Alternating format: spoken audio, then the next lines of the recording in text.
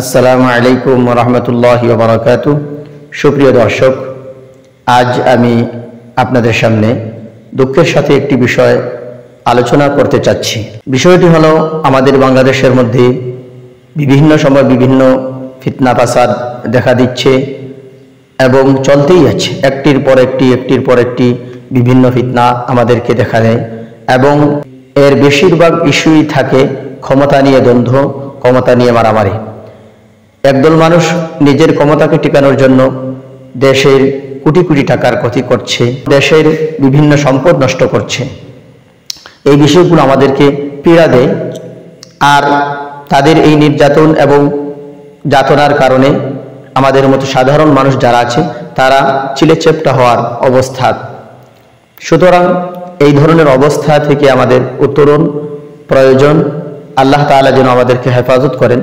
তো আমি যে বিষয়টি বলতে চাচ্ছি, এটা বর্তমান চলমান ইস্যু, যে ছাত্রদের যে আন্দোলন হয়েছে এবং ছাত্রদেরকে যেভাবে পাখির মতো গুলি করে খুন করা হয়েছে এবং অনেক মায়ের বুক খালি হয়েছে, অনেক ভাইয়েরা প্রাণ হারিয়েছে, মৃত্যুবরণ করেছে। তো যারা প্রাণ হারিয়েছে এবং মৃত্যুবরণ করেছে তাদেরকে শহীদ বলা যাবে কিনা, শাহাদাতের দরজা তাদের হাসিল হবে কিনা, এই বিষয়টি আমি আপনাদের সামনে তুলে ধরতে চাচ্ছি। আমি মনে করছি, যারা অধিকার আদায়ের আন্দোলনের জন্য, কোটা সংস্কারের জন্য আন্দোলন করেছে, তারা অবশ্যই সঠিক পথে ছিল। এটা তাদের অধিকার আদায়ের আন্দোলন। আর অধিকার আদায়ের আন্দোলনের জন্য কোনো মানুষ মৃত্যুবরণ করে, প্রাণ হারায়, তাহলে এটাকে শাহাদত বলা যায়, যা হাদিসের মধ্যে ইঙ্গিত রয়েছে।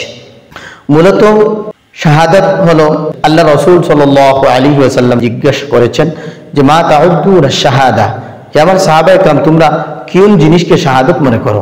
তো সাহাবা ইকরাম বলেছেন যে আল্লাহর রাসূল, আল কাতলু ফি সাবিলিল্লাহ, আল্লাহ তাআলার রাস্তায় যারা নিহত হয়, যারা মৃত্যুবরণ করে, এই জিনিসটিকে শাহাদাত বলে, বা তারাই শহীদ।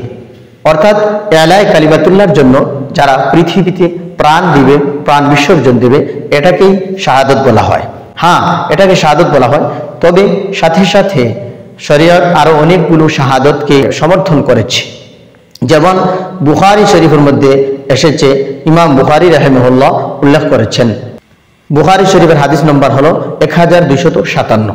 সেই জায়গার মধ্যে বলা হয়েছে আশ-শুহাদাউ খামসাতুন, 5 জনের কথা, 5 জন মানুষের কথা শহীদ বলে গণ্য করা হয়েছে। এভাবে মাওয়ারিদুল যামআন ইলা জাওয়াইদ ইবনে হিব্বানের মধ্যে আল্লামা হাইসামী রাহিমাহুল্লাহ উল্লেখ করেছেন, সেই হাদিসের মধ্যে আল্লাহ রাসূল সাল্লাল্লাহু আলাইহি ওয়াসাল্লাম 7 প্রকার শহীদের কথা উল্লেখ করেছেন। সেই জায়গার মধ্যে বলা হয়েছে আশ-শাহাদাতু সাবউন সিওয়াল কাতলি ফি সাবিলিল্লাহ, আল্লাহর রাস্তায় যারা শহীদ হয় তারা ছাড়া আরো 7 দল মানুষ রয়েছে যারা শহীদ। এইভাবে শহীদ 7 জনের কথা বলা হয়েছে। কিন্তু ইবনে আসাকির রাহিমাহুল্লাহ প্রায় 14 জন মানুষের কথা শহীদ বলে গণ্য করেছেন। যেমন আমরা সেই ইবনে আসাকিরের রিওয়ায়াতটি আপনাদের সামনে তুলে ধরছি। আল্লামা ইবনে আসাকির রাহিমাহুল্লাহ ওনার কিতাবের মধ্যে 14606 নম্বর হাদিস হিসেবে উল্লেখ করেছেন। 1 নম্বর, আল গারিকু শহীদ, যে ডুবে মারা যায় সে শহীদ। ওয়াল হারিকু শহীদ, যে পুড়ে মারা যায় সে শহীদ। এরপরে বলা হয়েছে ওয়াল মালদুবু শহীদ, যে সাপ বা বিচ্ছুর দংশনে মারা যায় সেও শহীদ। এইভাবে বলা হয়েছে ওয়াল মাবতুনু শহীদ, এবং যে পেটের পীড়ায় মারা যায় সেও শহীদ। ওমান ইয়াকাউ আলাইহিল বাইতু ফাহুয়া শহীদ, যে ব্যক্তির উপর ঘর পড়ে গেল আর সে মারা গেল সেও শহীদ। এইভাবে বলা হয়েছে ওমান ইয়াকাউ মিন ফাওকিল বাইতি ফাতানদাকু রিজলুহু আও উনুকুহু ফায়ামুতু ফাহুয়া শহীদ, যে ব্যক্তি ছাদের উপর থেকে পড়ে গেল, গর্দানে আঘাত পেল অথবা পায়ে আঘাত পেল, এরপর সে মারা গেল সেও শহীদ। এইভাবে বলা হয়েছে ওমান তাকাউ আলাইহি সাখরাতু ফাহুয়া শহীদ, এবং যেই ব্যক্তির উপর বড় কোনো পাথর পড়েছে আর সে মারা গেছে সেও শহীদ। এইভাবে বলা হয়েছে ইরা আলা যাওজিহা কাল মুজাহিদ ফি সাবিলিল্লাহ ফালাহা আজরু শহীদ, এবং যেই মহিলা স্বামীর আত্মসম্মান রক্ষা করার জন্য মারা গেল, সেই জন্য আল্লাহর পথেই মারা গেল, সেও শহীদের দরজা পাবে। এরপরে বলা হয়েছে ওমান কুতিলা দুনা মালিহি ফাহুয়া শহীদ, যেই ব্যক্তি নিজের মান রক্ষার জন্য মারা গেল সেও শহীদ। ওমান কুতিলা দুনা নাফসিহি ফাহুয়া শহীদ, যে নিজেকে রক্ষা করতে গিয়ে যুদ্ধ করতে করতে মারা গেল সেও শহীদ। এইভাবে বলা হয়েছে ওমান কুতিলা দুনা আখিহি ফাহুয়া শহীদ, এই ব্যক্তি তার ভাইয়ের প্রাণ রক্ষা করার জন্য মারা গেল সেও শহীদ। ওমান কুতিলা দুনা জারিহি ফাহুয়া শহীদ, যেই ব্যক্তি নিজের প্রতিবেশীকে রক্ষা করার জন্য মারা গেল সেও শহীদ। ওয়াল আমিরু বিল মারুফ ওয়ান নাহি আনিল মুনকারি ফাহুয়া শহীদ, যেই ব্যক্তি ভালো কাজের আদেশ করতে গিয়ে এবং খারাপ কাজ থেকে নিষেধ করতে গিয়ে মারা গেল সেও শহীদ। এই হাদিসের মধ্যে আমরা পেলাম প্রায় 14 জনের কথা শহীদ বলে গণ্য করা হয়েছে। তো এই 14 জনের ভিতরে এমন একজন ব্যক্তি রয়েছে যেন ওমান কুতিলা দুনা মালিহি ফাহুয়া শহীদ, যে ব্যক্তি নিজের মাল রক্ষার জন্য মারা যায় সে শহীদ, নিজের সম্পদ রক্ষার জন্য মারা যায় সেও শহীদ। এই হাদিসের এই টুকরার দিকে লক্ষ্য করলে যাদের অধিকার আদায়ের আন্দোলনের মধ্যে কোটা সংস্কারের আন্দোলনে মারা গেছে তাদেরকে শহীদ বলা যায়। ইবনে আসাকিরের সেই বর্ণিত হাদিস নম্বর হলো 14,606 আর ওনার কিতাবের 53 নম্বর খণ্ড 166 পৃষ্ঠা। যে ব্যক্তি নিজের সম্পদ রক্ষার জন্য মারা যায় সে যে শহীদ বা শাহাদতের দরজা পায় এই বিষয়টি স্পষ্ট করার জন্য আমি মুসলিম শরীফ থেকে একটি হাদিস বর্ণনা করছি। মুসলিম শরীফের হাদিস নম্বর হলো 225। আন আবি হুরায়রা রাদিয়াল্লাহু আনহু قال جاء رجل الى رسول الله صلى الله عليه وسلم فقال يا رسول الله ارايت ان جاء رجل يريد اخذ مالي। আবু হুরায়রা রাদিয়াল্লাহু আনহু বলেন, এক ব্যক্তি এসে আল্লাহর রাসূল সাল্লাল্লাহু আলাইহি ওয়াসাল্লামকে জিজ্ঞেস করলো, হে আল্লাহর রাসূল, আপনি কি, আপনার অভিমত কি, কোনো মানুষ যদি আমার সম্পদ নেওয়ার জন্য চলে আসে তাহলে আমি কি করব? নবীজি সাল্লাল্লাহু আলাইহি ওয়াসাল্লাম বলেন, লা তু'তিহি মালাকা, তুমি তোমার সম্পদ কাউকে দেবে না। ক্বালা, এবার সে বলে, আরাইতা ইন কাতালানি, হে আল্লাহর রাসূল, যদি সে আমার সম্পদ নিয়ে যাওয়ার জন্য আমার সাথে যুদ্ধে লিপ্ত হয় তাহলে আমি কি করব? নবীজি সাল্লাল্লাহু আলাইহি ওয়াসাল্লাম বলেন, কাতিলহু, তুমি তার সাথে যুদ্ধ লেগে যাও, তার সাথে ঝগড়ায় লেগে যাও।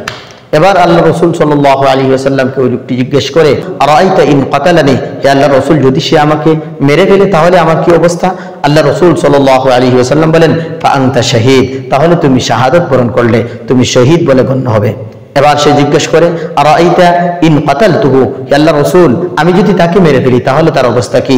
রাসূল সাল্লাল্লাহু আলাইহি ওয়াসাল্লাম বলেন, হুয়া ফিন্নার, তাহলে সে জাহান্নামী হবে, সে জাহান্নামী হবে।